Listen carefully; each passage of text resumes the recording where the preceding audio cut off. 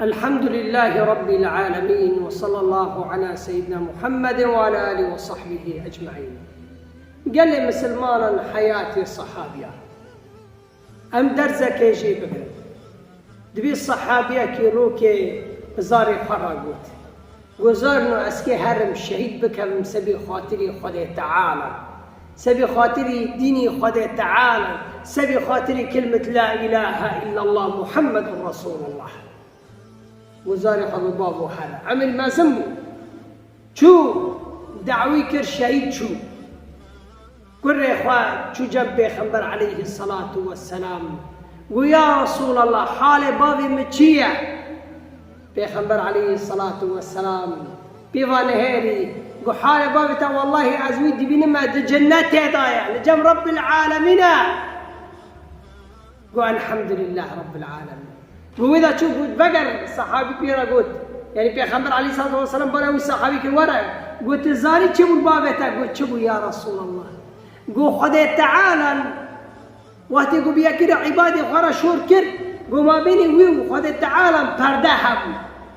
قو بابي تا خذي تعالى بردش ورتين خور راكل ورا دور دوز شور كر خذي تعالى وي عبادي را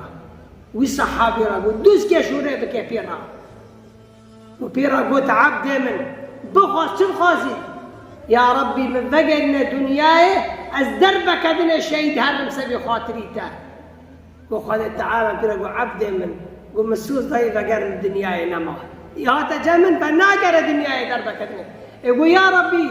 بيمرا بيجا انه شوف جزائك خوشه شوف جزائك خوشه ايهاني شهيد هرم سبي خاطري خذ تعالى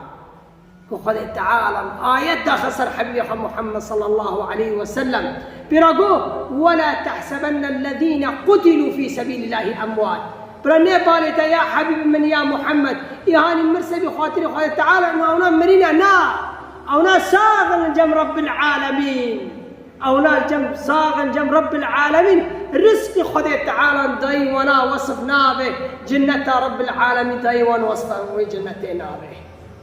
وجزاء إيهاني خدمة الدين خدي تعالى كي يسبي خاطري خدي تعالى هرت اشتان